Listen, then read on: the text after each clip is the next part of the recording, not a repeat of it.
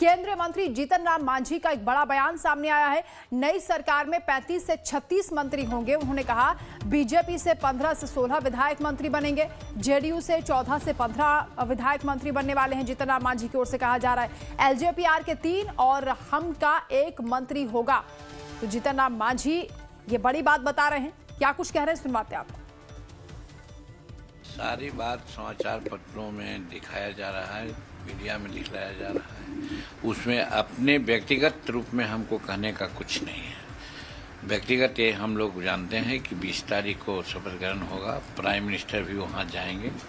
हम लोगों को भी जाने के लिए कहा गया है। यहाँ कुछ आवश्यक काम के लिए आए हुए थे, आज भी आवश्यक काम है। लगता है कि आज काम करके आज ही बैक हो जाएंगे हम पटना। तो हम सिर्फ इतना ही जानते हैं कितने मंत्री बन रहे हैं, उसका नाम तो आ ही रहा है कि साहब 35-36 मंत्री बनेंगे। उसमें 15-16 जब भाजपा के होंगे, 14-15 होंगे इनका जेडीयू के, और 3 होंगे लोजपा के, और 1-1 होंगे हिंदुस्तानी अवाम मोर्चा सेकुलर के और लोजपा के। तो अब उनकी मनोदशा, उनकी विचारधारा डकैती ही है, तो डकैती ही नहीं बोलेंगे, उससे ज़्यादा क्या हम बोल सकते हैं। सर, बिहार नई सरकार कब तक सरकार मैंने तो कहा ना 22 तारीख से पहले शपथ हो जाना है। तो 22 आज 17 तारीख है, तो 4 दिन और इंतज़ार कर लेना चाहिए। 3 दिन 4 दिन अपने आप देखिए, आज रात तक आपको क्लियर हो जाएगा सारा चीज़, तो इंतज़ार करना चाहिए। अभी हम लोग के पास कोई जानकारी नहीं है, इसलिए हम कुछ बोलेंगे तो दूसरी बात हो जाएगी। लेकिन हम इतना बोल सकते हैं कि 4 दिनों के अंदर में हम लोग सरकार बना लेंगे। हम पार्टी क्या स्ट्रेटजी होगी? आप पहले मंत्री रहे हैं, पहले कैबिनेट में, इस बार भी आप मंत्री रहेंगे। देखिए, हम पार्टी सरकार के अंग बन के काम की है, एनडीए का एक हिस्सा है, और चुनाव में हम लोग साथ लड़े हैं, सब जगह साथ लड़े हैं, तो हर चीज़ में साथ तो होंगे ही, ये स्वाभाविक है, इसमें कोई नई बात नहीं है। अब रहा कि क्या रोल रहेगा, कौन रहेगा, ये तो अभी तय नहीं हुआ है, और जब तक तय नहीं होगा तो इस पर क्या बात करें हम।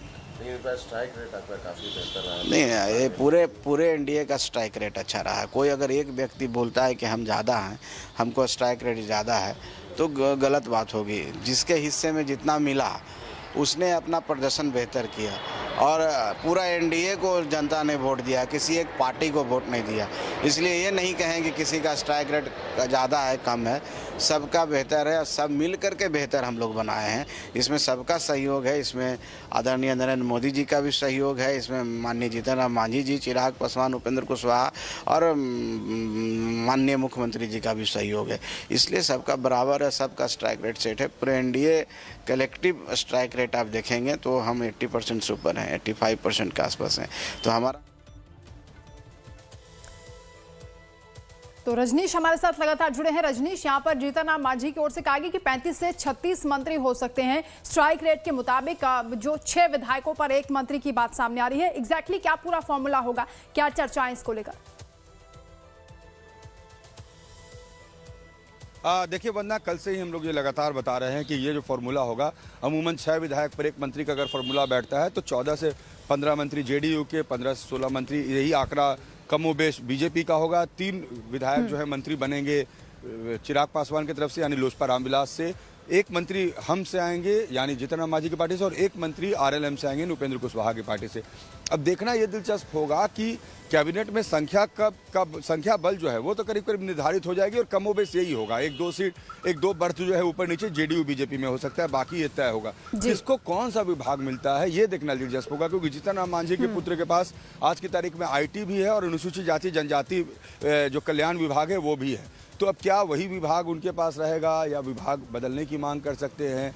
जेडीयू और बीजेपी के बीच में अगर पिछले 20 सालों में देखें, बीच के कुछ समय को हटाकर, तो अमूमन विभाग वही रहे हैं। गृह विभाग नीतीश कुमार कभी नहीं छोड़ते हैं, वो अपने पास रखते हैं। तो नगर विकास, पथ और ये आपको स्वास्थ्य, ये बीजेपी के पास मोस्टली होता है, क्योंकि ये बड़े विभाग है।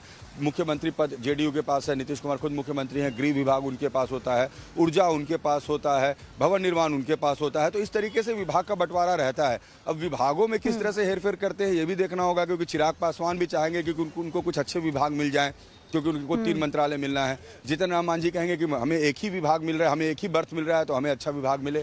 तो ये जो विभागों का बंटवारा है ये भी बहुत दिलचस्प होगा, काउंट जो है वो कमोबेश यही रहेगा, क्योंकि 36 का ही कोटा है, 243 है विधायक है, 15% होते हैं मंत्री, 36 कोटा फिक्स है। ये देखना होगा कि जो शपथ ग्रहण होगा उसमें फर्स्ट टर्म में कितने लोग शपथ लेते हैं, क्योंकि अमूमन होता है कि एक बार में एक छोटी कैबिनेट होती है और उसके बाद फिर उसको बाद में एक्सटेंड किया जाता है कैबिनेट को। तो पहली बार में कितने लोग शपथ ले रहे हैं बीजेपी की ओर से या जेडीयू की ओर से या चिराग पासवान की ओर से, ये भी देखना दिलचस्प होगा। लेकिन काउंट कमोबेश यही होंगे वंदना जी। बिल्कुल रजनीश, बड़ा इंटरेस्टिंग होने वाला है, क्योंकि नीतीश की नई कैबिनेट में किस किस को जगह मिलने वाली है तो देखना होगा। इसके साथ ही एलजेपीआर को, क्योंकि पहली बार इसमें जगह मिलने वाली है नई कैबिनेट में, तो इसके साथ ही ये भी बड़ा इंटरेस्टिंग होगा देखना कि डिप्टी सीएम कौन रहने वाले हैं।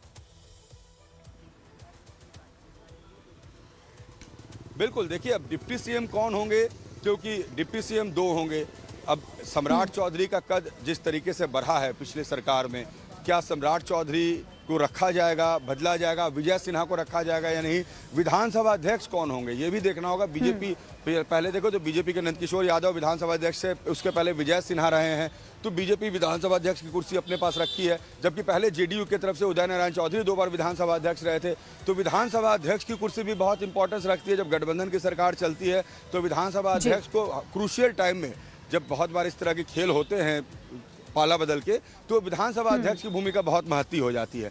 तो विधानसभा अध्यक्ष कौन बनता है, डिप्टी सीएम को अगर आप रिप्लेस करें तो उनको कौन सा मंत्रालय दे रहे हैं, क्योंकि आप एक बार डिप्टी सीएम के कद पर होते हैं तो आप नीचे कैबिनेट मंत्री में कहां तक जा पाइएगा। तो बहुत सारे, अगर चिराग पासवान कहीं कल को ये ना कहें कि मुझे एक डिप्टी सीएम दे दीजिए, मेरा एक मंत्री का बर्थ आप कम कर दें, तो सभी की महत्वाकांक्षाएं हैं। अब किसको क्या मिलता है